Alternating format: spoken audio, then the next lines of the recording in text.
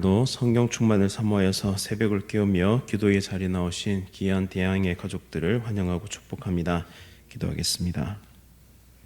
사랑과 내가 풍성하신 하나님 아버지, 오늘도 저에게 새로운 하루를 허락하시고 주의 말씀 앞에 조용히 나와 기도하게 하시니 참으로 감사드립니다. 이 아침 우리의 시선을 하나님께 고정하게 하시고 영과 진리로 하나님을 찾는 복된 시간 되게 하여 주옵소서. 하나님께서 세우신 담임 목사님께 지혜와 능력을 더하시고 모든 사역이 하나님의 뜻 안에서 아름다운 열매를 맺게 하여 주옵소서. 담임 목사님 가정에도 하나님의 평안을 부어주시고 사모님과 자녀들이 믿음 가운데 견고히 설 수 있도록 은혜 베풀어 주옵소서. 원로 목사님과 사모님의 지나온 섬김을 기억하셔서 그 헌신의 세월 위에 하나님의 위로와 복을 더하시고 믿음의 유산이 다음 세대에 바르게 전해질 수 있도록 은혜 베풀어 주옵소서. 모든 성도들의 삶을 돌보아 주옵소서. 각자의 자리에서 겪는 여러 어려움 가운데서도 하나님의 도우심을 구하게 하시고 말씀의 기준으로 살아가며 삶 속에서 복음의 향기를 드러내게 하옵소서. 마음이 무너진 자들에게 위로를, 지혜가 필요한 이들에게는 분별력을 허락하여 주옵소서. 하나님, 곧 있을 대통령 선거를 주님의 손에 올려드립니다. 이 나라의 앞날을 책임질 지도자가 하나님의 뜻 안에서 세워지게 하시고 공의와 진리를 두려워하며 국민을 섬길 줄 아는 이가 하나님의 주권 아래 뽑히게 하여 주옵소서. 선거 과정 가운데 어떤 부정도 일어나지 않게 하시고 혼란과 분열이 아니라 진실과 책임 가운데 이루어지며 조국 교회가 깨어 기도하는 공동체가 되게 하여 주옵소서. 군복무 중인 주의 자녀들을 주님께 맡겨드립니다. 몸과 마음이 지치지 않도록 보호하여 주시고 거친 환경 가운데서도 믿음을 지키게 하시며 하나님께서 함께 하심을 기억하게 하여 주옵소서. 해외와 타지에 거주하는 자녀들도 그 있는 모든 자리에서 하나님의 도우심을 체험케 하시고 믿음을 굳건히 하며 주님의 증인으로 살아가게 하옵소서. 선교지에 있는 귀한 선교사님들을 기억하셔서 복음을 전하는 수고가 헛되지 않게 하시고 모든 필요가 채워지며 사역의 현장에 열매가 맺히게 하옵소서. 외로움이나 건강의 문제로 낙심하지 않도록 성령님의 능력으로 붙들어 주옵소서. 이 시간 천사 찬양들을 귀하게 들어 사용하여 주시고 찬양이 기도의 문을 여는 통로가 되게 하시며 모든 대원들이 기쁨과 감사로 하나님을 높이게 하여 주옵소서. 이들의 삶과 섬김에 하나님의 은혜와 복이 풍성하게 임하게 하옵소서. 이제 선포될 말씀 앞에 우리의 마음을 낮추게 하시고 말씀을 듣는 이 시간 하나님의 뜻을 분명히 분별하며 삶으로 순종하게 하옵소서. 이 모든 기도 예수 그리스도의 이름으로 간절히 기도드립니다. 아멘. 오늘 하나님께서 우리에게 주시는 말씀은 열왕기상 9장 10절부터 28절까지의 말씀입니다. 구약 성경 529면에 있습니다. 열왕기상 9장 10절부터 28절까지의 말씀을 한 절씩 교독하실 때 살아계신 하나님의 음성 들으시기 바랍니다. 솔로몬이 두 집 곧 여호와의 성전과 왕궁을 20년 만에 건축하기를 마치고 갈릴리 땅에 성읍 20곳을 히람에게 주었으니 이는 두로 왕 히람이 솔로몬에게 그 온갖 소원대로 백향목과 잣나무와 금을 제공하였습니다. 히람이 두로에서 와서 솔로몬이 자기에게 준 성읍들을 보고 눈에 들지 아니하여 이르기를 내 형제여 내게 준 이 성읍들이 이러한가 하고 이름하여 가불 땅이라 하였더니 그 이름이 오늘까지 있느니라. 히람이 금 120달란트를 왕에게 보내었더라. 솔로몬 왕이 욕군을 일으킨 까닭은 이러하니 여호와의 성전과 자기 왕궁과 밀로와 예루살렘 성과 하솔과 무기또와 게셀을 건축하려 하였습니다. 전에 애굽 왕 바로가 올라와서 게셀을 탈취하여 불사르고 그 성읍에 사는 가나안 사람을 죽이고 그 성읍을 자기 딸 솔로몬의 아내에게 예물로 주었더니 솔로몬이 게셀과 아래 벳호론을 건축하고 또 바알락과 그 땅에 들에 있는 다드몰과 자기에게 있는 모든 국고성과 병거성들과 마병의 성들을 건축하고 솔로몬이 또 예루살렘과 레바논과 그가 다스리는 온 땅에 건축하고자 하던 것을 다 건축하였는데 이스라엘 자손이 아닌 아모리 사람과 헷 사람과 브리스 사람과 히 사람과 여부스 사람 중 남아있는 모든 사람 곧 이스라엘 자손이 다 멸하지 못하므로 그 땅에 남아있는 그들의 자손들을 솔로몬이 노예로 역군을 삼아 오늘까지 이르렀으되 다만 이스라엘 자손은 솔로몬이 노예를 삼지 아니하였으니 그들은 군사와 그 신하와 고관과 대장이며 병거와 마병의 지휘관이 됨이었더라. 솔로몬에게 이를 감독하는 우두물이 550명이 있어 일하는 백성을 다스렸더라. 바로의 딸이 다윗성에서부터 올라와 솔로몬이 그를 위하여 건축한 궁에 이를 때에 솔로몬이 밀로를 건축하였더라. 솔로몬이 여호와를 위하여 쌓은 제단 위에 해마다 3번씩 번제와 감사의 제물을 드리고 또 여호와 앞에 있는 제단에 분향하니라. 이에 성전 짓는 일을 마치니라. 솔로몬 왕이 에돔 땅 홍해 물가의 엘로 근처 에시온 게벨에서 배들을 지은지라. 히람이 자기 종 곧 바다에 익숙한 사공들을 솔로몬의 종과 함께 그 배로 보내매 함께 읽겠습니다. 그들이 오빌에 이르러 거기서 금 420달란트를 얻고 솔로몬 왕에게로 가져왔더라. 아멘. 거룩을 잃은 번영의 그림자, 거룩을 잃은 번영의 그림자라는 제목으로 말씀을 선포하도록 하겠습니다. 사랑하는 성도님 여러분, 우리는 눈에 보이는 결과와 외형적인 성공에 쉽게 매료됩니다. 특히 개인의 삶이나 교회, 국가가 번영이란 이름의 그 부흥을 누릴 때 마치 모든 것이 하나님의 축복처럼 여겨질 때가 있습니다. 그러나 성경은 겉으로 드러나는 영광만을 보지 않고 그 내면에 담긴 하나님의 평가를 조명하고 있습니다. 오늘 본문은 솔로몬 시대의 번영을 보여주는 장면인데요. 성전과 궁궐이 완공되고 교역과 무역이 활발히 진행되면서 이방 나라와의 외교도 정점에 이르게 됩니다. 그러나 이 모든 영광의 장면 뒤에 하나님께서 주시는 조용한 경고가 숨겨져 있습니다. 첫 번째, 거룩을 타협할 때 하나님은 그곳을 가불이라 부르십니다. 솔로몬은 하나님께서 주신 지혜로 성전을 지었습니다.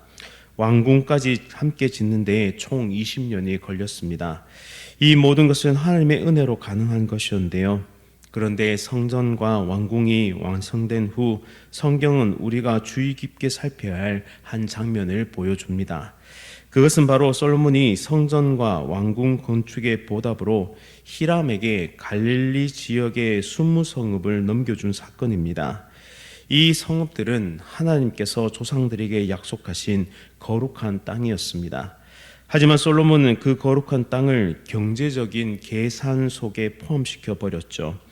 히람은 그 땅을 둘러본 후에 실망하면서 이렇게 말합니다. 이 성읍들이 내게 무슨 기쁨이 되리요. 그리고 그 땅을 가불, 즉 무가치하고 마음에 들지 않는 땅이다라고 그렇게 불렀습니다. 성경은 이 장면을 통해 중요한 질문을 던집니다.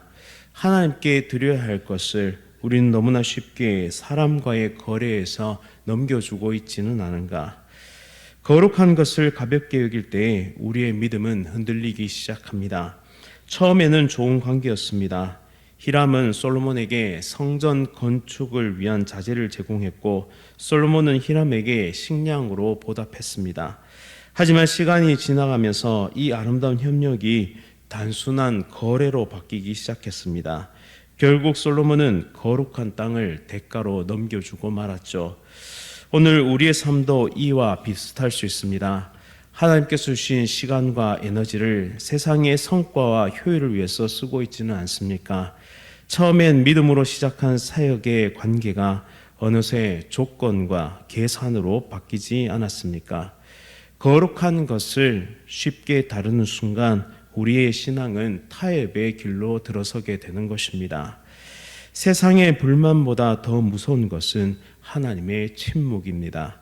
히람은 솔로몬에게 실망을 표현했습니다. 이게 뭐냐라고 말했고 역대하 8장 2절에 따르면 히람은 결국 그 성읍들을 다시 돌려주기까지 합니다.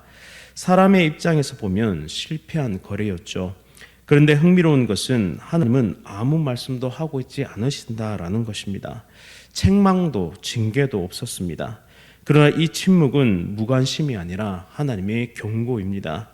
이 사건 이후 솔로몬은 점점 겉으로는 번영하고 있었지만 속으로는 하나님과 멀어지는 길에 들어서게 됩니다. 외국과의 무역과 금과 말의 수입, 그리고 외국 여인들과의 정략 결혼, 하나님께서 왕에게 하지 말라고 하신 모든 것을 솔로몬이 하고 있는 것을 보게 됩니다. 그리고 결국은 우상 숭배와 영적 타락으로 나아가게 되죠. 믿음은 갑자기 무너지지 않습니다. 거룩을 가볍게 여기기 시작할 때 천천히 그 방향을 잃어가게 됩니다. 지금 내 삶은 하나님 앞에서 가불이 되어 있지는 않습니까? 솔로몬이 넘겨준 갈릴리 땅은 그 자체로 쓸모없었던 것이 결코 아닙니다.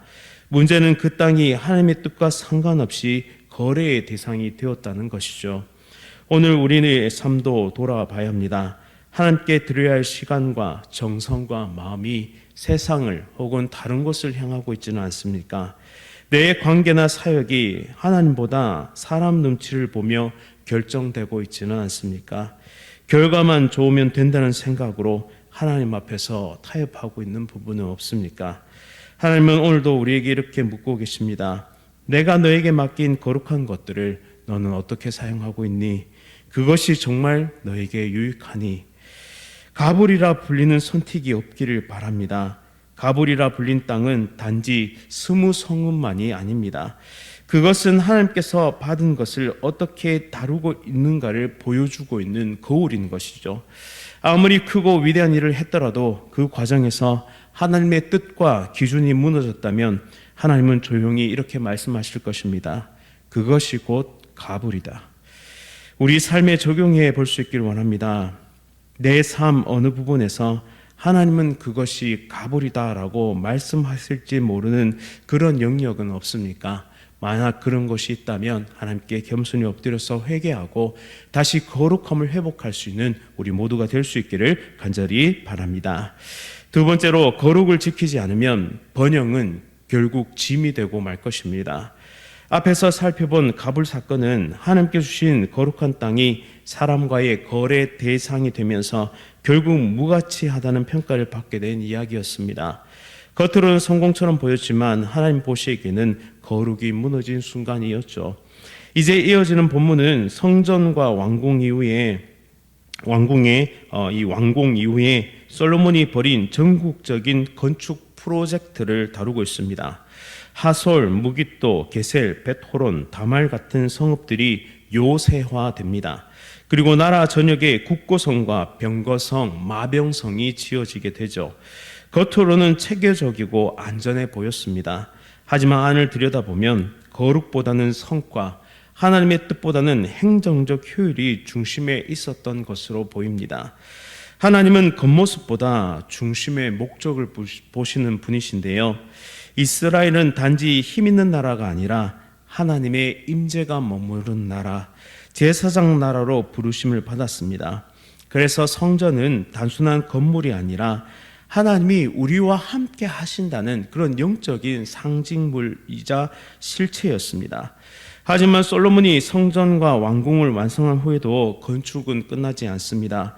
그는 더 많은 성읍을 요새화하고 전략적 거점들을 하나둘씩 세워나가게 되죠. 이 모습은 한편으로는 뛰어난 정치적 리더십처럼 보일 수 있습니다. 동시에 하나님의 백성이 가져야 할 우선순위가 흔들리기 시작한 순간이기도 했습니다. 성전은 하나님을 위한 것이었지만 요새와 성읍은 누구를 위한 것이었을까요? 하나님의 뜻이 흐려질 때 누군가에게는 무거운 짐이 되게 됩니다. 솔로몬은 이방인의 후손들을 역군으로 삼아 건축에 투입합니다. 본문은 그들을 남아있는 자손들이라 부르면서 이스라엘이 하나님의 명령에 온전히 순종하지 않았음을 보여주고 있습니다. 하나님은 가나안 족속을 진멸하라고 명령하셨지만 이스라엘은 그 명령을 끝까지 순종하지 못했습니다. 그 결과 이방인은 강제 노동을, 이스라엘은 감독 역할을 하게 됩니다. 이 구조는 점점 불균형하고 억압적인 공동체를 만들어내었지요. 더 나아가 이 부담은 시간이 지나면서 이스라엘 백성 전체에게 짐으로 나아가게 됩니다. 열왕기상 12장에 보면 르호보암에게 백성들이 이렇게 말합니다. 왕의 아버지 즉 솔로몬께서 우리의 멍에를 무겁게 하였으나 왕은 이제 왕의 아버지가 우리에게 시킨 고역과 매우 무거운 멍에를 가볍게 하소서. 그리하시면 우리가 왕을 섬기겠나이다 라고 이야기합니다.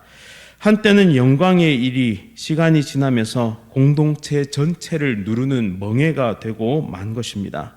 거룩을 잃고 세워진 성취는 반드시 누군가에게 고통을 안겨준다라는 것이죠. 하나님은 우리가 어떻게 세우는지를 보고 계십니다. 솔로몬은 이스라엘 백성을 강제 노동에 동원하지 않았습니다. 이는 레위기 25장 말씀을 따른 것입니다. 하지만 이방인은 대거 동원하였고 거대한 행정 조직과 건축 시스템을 만들어가는 모습은 점점 하나님의 백성이 아니라 이집트의 바로처럼 보이기 시작합니다. 하나님께 드리는 일조차 세상의 방식, 성과 중심, 그리고 계산된 행정으로 흘러가기 시작할 때 우리는 거룩이란 본질을 잃어버릴 가능성이 있다라는 것이죠. 그리고 그것은 매우 위험한 것이 될 것입니다. 그래서 우리는 늘 질문해야 합니다. 나의 지금 이 사역의 방식은 어떠한가? 내 삶의 구조와 결정은 하나님의 공의와 긍휼을 담고 있는가? 혹시 나의 성공이 누군가의 고통 위에 세워지고 있지는 않은가를 우리는 끊임없이 점검해야 하는 것입니다. 하나님은 무엇을 이루었느냐보다 어떻게 이루었냐를 더 깊이 보시는 분임을 항상 기억하며 속도보다는 방향, 결과보다는 중심을 보시는 하나님 앞에서 신실할 수 있기를 간절히 바랍니다. 마지막으로 부는 축복이 될 수도 유혹이 될 수도 있다라는 사실을 오늘 본문을 통해 우리는 발견하게 됩니다. 성전도 완공되고 그리고 왕궁도 지어졌습니다. 또 예루살렘 성벽과 여러 도시의 요새화 작업도 끝이 나게 됩니다. 그리고 이제 솔로몬은 나라 밖으로 외교로 그리고 무역으로 눈을 돌리게 되는데요. 홍해를 통한 무역, 배를 통한 국제교역, 오빌에서 금을 수입하는 항해, 이 모든 것을 통해서 솔로몬의 통치는 바다를 넘어서 번역을 확장하고 있습니다. 이 장면은 단순한 경제활동이 아닙니다. 하나님이 주신 지혜와 약속이 실현되는 장면이기도 한데요. 열왕기상 3장 13절에 내가 고하지 아니한 부귀와 영광도 내게 주노니라고 약속하신 하나님의 그 약속이 성취되는 장면입니다. 이제 그 약속이 눈에 보이는 형실로 나타나게 된 것이죠. 그런데 문제는 그 축복이 점점 방향을 잃기 시작한 데 있습니다. 하나님이 주신 복은 그분의 뜻 안에서 사용될 때 진짜 축복이 되는데요. 본문에 따르면 솔로몬은 에돔 땅 홍해 근처 엘롯에 항구를 짓고 배를 만들어서 히람과 함께 무역을 시작합니다. 그 결과 금 420달란트 즉 약 14.4톤에 달하는 금이 수입되게 됩니다. 현재 금 시세로 환산해 보면 1조 364억 원에 해당되는 금입니다. 이는 단순한 경제적 성공이 아니라 하나님이 주신 지혜로 이루어진 축복의 열매였는데요. 이처럼 하나님은 우리의 삶에 복을 주시기를 기뻐하십니다. 그러나 여기에서 질문해야 합니다. 이 복은 지금 어느 방향으로 향하고 있는가? 이 축복은 누구를 위한 것인가? 라는 이 질문을 해야 합니다. 하나님이 주신 복이 하나님을 향하지 않는다면 그 복은 방향을 잃은 것이죠. 복이 잘못된 방향으로 흘러가면 믿음은 약해지고 중심은 흔들리게 됩니다. 솔로몬은 이전에 히람과의 관계 속에서 가불 사건을 통해 거룩을 거래했고 또한 무거운 건축 정책으로 인해 백성들의 짐을 늘려갔습니다. 이제 그는 금을 더 많이 얻기 위해 바다로 나간데 그 자체는 잘못이 아니었습니다. 하지만 문제는 점점 하나님보다 물질과 확장에 집중되어 있다는 것입니다. 이후 솔로몬은 이방 여인들과의 정략 결혼을 계속해서 이어가고 금과 말, 병거를 무분별하게 수입하며 결국 우상을 섬기는 자리에까지 나가게 되죠. 이 모든 장면을 보면서 우리는 경고를 받아야 합니다. 즉 복이 흐르는 방향을 검토하라는 것입니다. 하나님은 우리에게 수많은 복들을 주십니다. 물질적인 복을 주실 수도 있고 관계적인 복을 주실 수 있고 우리의 삶의 수많은 것들로 아름다운 것으로 채우십니다. 하지만 그 복에 흐르는 방향이 잘못되었을 때 그것은 우리를 천국으로, 그것을 우리를 온전한 길로 인도한 길이 아니라 우리를 멸망과 사망의 길로 인도할 수 있는 그런 악한 길이 될 수 있다라는 것을 끊임없이 경계하고 바르게 우리의 삶을 세워야 한다는 것입니다.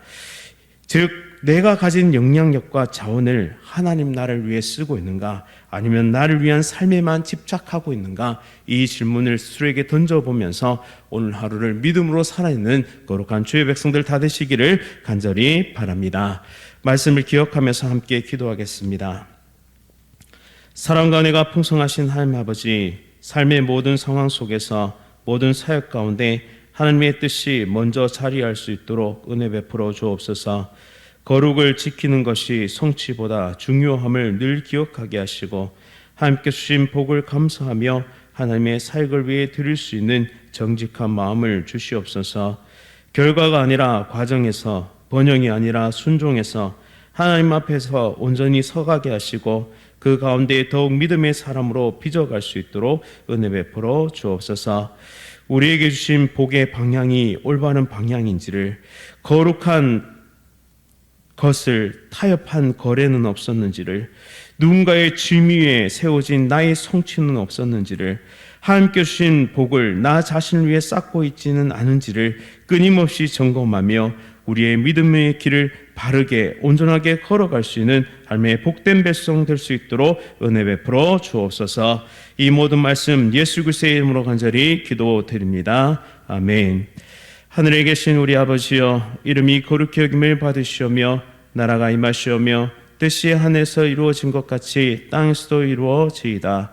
오늘 우리에게 일용할 양식을 주시옵고 우리가 우리에게 죄 지은 자를 사하여 준 것 같이 우리 죄를 사하여 주시옵고 우리를 시험에 들게 하지 마시옵고 다만 악에서 구하시옵소서. 나라와 권세와 영광이 아버지께 영원히 있사옵나이다. 아멘.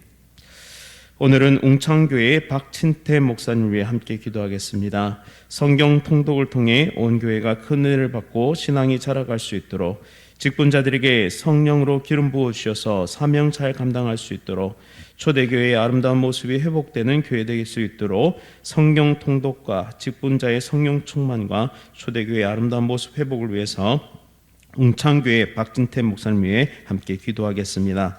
또한 이어서 암과 여러 가지 질병으로 치료 중이신 성도들의 회복을 위해서 함께 기도합시다. 오늘 하루도 성령 충만으로 승리하십시오.